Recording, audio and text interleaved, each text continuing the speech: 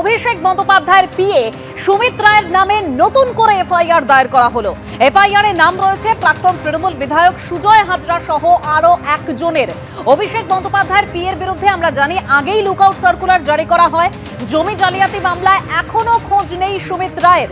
আমরা কথা বলবো, আমাদের প্রতিনিধি পার্থপ্রতিম ঘোষ আমাদের সঙ্গে রয়েছেন। পার্থ, তাহলে আরো বিপাকে এবার সুমিত রায়? একেবারে দেখো, সুমিত রায়ের নামে কিন্তু আরো একটি অভিযোগ হয়েছে। অভিযোগটি হচ্ছে ডেবরা থানায়। অর্থাৎ তুমি দেখেছো সুমিত রায়ের নামে কিন্তু ইতিমধ্যে অ্যারেস্ট ওয়ারেন্ট, তার পাশাপাশি লুকআউট সার্কুলার জারি করা হয়েছিল শালবনী থানা মামলায়।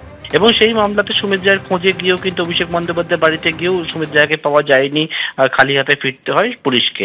এর পরবর্তীকালেই তুমি জানো যে মাটি চুরির একটি অভিযোগ হয়, সেটা হচ্ছে ডায়মন্ড হারবার পুলিশ জেলার অধীনে, সেটা হচ্ছে কালীতলা আশুতি থানায়। তার পরবর্তীকালে আজকে একটি অভিযোগ হয়েছে, সেটা হচ্ছে গত 16 তারিখে একজন অভিযোগ দায়ের করেছেন, তার পরিপ্রেক্ষিতে এফআইআর হয়েছে। সেটা হচ্ছে অভিষেক বন্দ্যোপাধ্যায়ের আত্মসহায়কের বিরুদ্ধে নতুন করে যেটা অভিযোগ, সেটা হচ্ছে সরকারি চাকরি দেওয়ার নাম করে প্রতারণার অভিযোগ।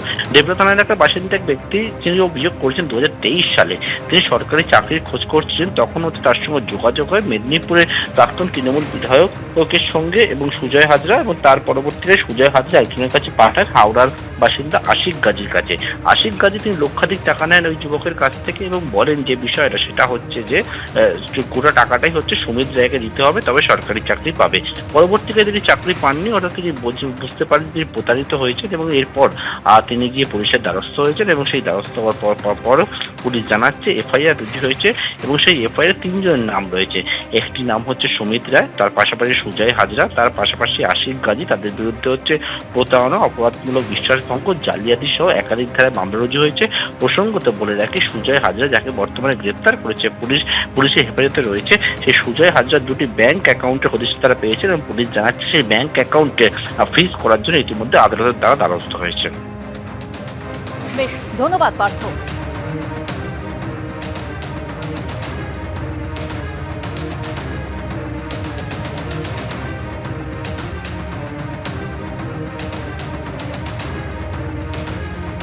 আর যে অভিযোগ আগেই ছিল সেই 300 কোটি টাকা মাটি চুরির অভিযোগ, অর্থাৎ কোটি কোটি টাকা মাটি চুরির অভিযোগ এই সুমিত রায়ের বিরুদ্ধেই ছিল। অন্যদিকে এবার সরকারি চাকরি দেওয়ার নামে প্রতারণার অভিযোগ ডেবরা থানায় সেই অভিযোগ দায়ের হয়েছে। জমি জালিয়াতি, মাটি চুরি আর এবার সরকারি চাকরি দেওয়ার নামে প্রতারণার অভিযোগ। নতুন করে এফআইআর দায়ের হয়েছে অভিষেক বন্দ্যোপাধ্যায়ের পিএ সুমিত রায়ের বিরুদ্ধে। এফআইআর এ প্রাক্তন তৃণমূল বিধায়ক সুজয় হাজরা সহ আরো একজনের নাম রয়েছে বলেই খবর পাওয়া যাচ্ছে। দুটো ছবি আপনাদের সামনে তুলে ধরেছে। একদিকে একেবারে 300 কোটি টাকার মাটি চুরির অভিযোগ রয়েছে এই অভিষেক বন্দ্যোপাধ্যায়ের পিএ সুমিত রায়ের বিরুদ্ধে, আর অন্যদিকে এবার চাকরি দেওয়ার নামে প্রতারণার অভিযোগ রয়েছে এবং সেক্ষেত্রে একটি এফআইআর দায়ের হয়েছে। নতুন করে এফআইআর দায়ের ডেবরা থানায়।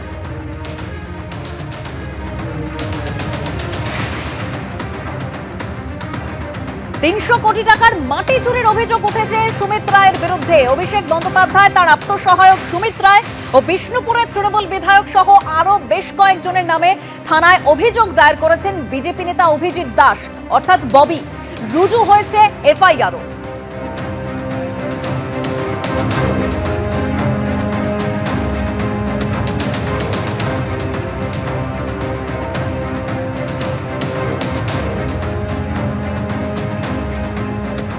এই 163 বিঘা জমি পুরো 100 ফিট 120 ফিট ডিপ করে, মানে আপনার তাকালে ভয় লাগবে। এবার প্রশ্ন হচ্ছে এর ফলে সয়েল ইরোশন হবে, আশেপাশের জমি ভেঙে যাবে এবং তার ফলে একটা কম্পোজ সৃষ্টি হবে, ভূমিকম্প যখন হবে এবং আশেপাশে বিল্ডিং এরও প্রভাব পড়বে। পুরীতে একই চিত্র প্রথম শুরু করে, নাম দিল ওরা এমএলএ লেক। এমএলএ মানে দিলীপ মণ্ডল, এবং তারপরে শুরু হচ্ছে এটা 2021। দেখতে পাচ্ছেন? তারপরে দেখুন 2023-এর অবস্থা, দেখুন সিনারি কেমন চেঞ্জ হয়ে যাচ্ছে। দেখুন কত বড় মাটি কেটে নিয়েছে কতটা জায়গা। মেট্রো রেলের কারশেড যেখানে রয়েছে, সেই কারশেডের পেছনের জায়গা থেকে, এই হচ্ছে মেট্রো রেলের কারশেড, সেখান থেকে পুরো জমিটা পুরো কেটে ওরা বিক্রি করে দিয়েছে প্রায় হচ্ছে 163 বিঘা, এবং এর ফলে প্রায় 300 থেকে 300 কোটি টাকার উপরে এই মাটি বিক্রি হয়েছে। একদম বিজেপি নেতা অভিজিৎ দাসের বক্তব্য আপনারা শুনলেন যে 300 থেকে 300 কোটি টাকার বেশি মাটি বিক্রি করে দেওয়া হয়েছে, অর্থাৎ 300 কোটি টাকা মাটি চুরির অভিযোগ রয়েছে এই অভিষেক বন্দ্যোপাধ্যায়ের পিএ সুমিত রায়ের বিরুদ্ধে। এবার নতুন করে যে এফআইআর দায়ের হলো ডেবরা থানায়, তা হলো সরকারি চাকরি দেওয়ার নামে প্রতারণার অভিযোগ। এই এফআইআর এ নাম রয়েছে প্রাক্তন তৃণমূল বিধায়ক সুজয় হাজরা সহ আরো একজনের। অভিষেক বন্দ্যোপাধ্যায়ের পিএর বিরুদ্ধে আমরা জানি যে আগেই লুকআউট সার্কুলার জারি করা হয়, গ্রেপ্তারি পরোয়ানা জারির পরেই লুকআউট নোটিশ জারি করা হয়েছিল। জমি জালিয়াতি মামলায় এখনো সুমিত রায়ের খোঁজ নেই, তারপর মাটি চুরির অভিযোগ সামনে আসে এবং এখন যে অভিযোগ, অর্থাৎ যেটা নিয়ে এফআইআর দায়ের হয়েছে ডেবরা থানায়, তা হলো সরকারি চাকরি দেওয়ার নামে প্রতারণার অভিযোগ।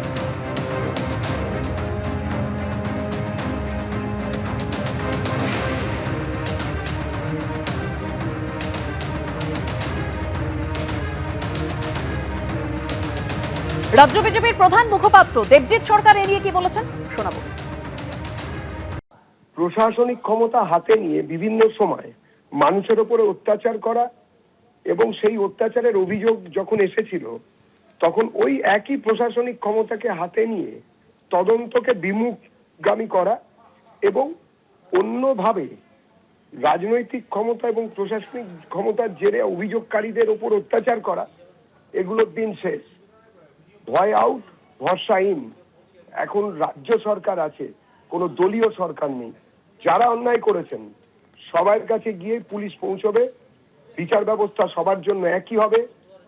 কেউ কোনো রকম পলিটিক্যাল ইমিউনিটি খুঁজবেন না, কেউ কাউকে কোনো পলিটিক্যাল ইমিউনিটি দেবে না। আইনের শাসন সবার জন্যই লাগু হবে। এবিপি আনন্দ, এগিয়ে থাকে, এগিয়ে রাখে।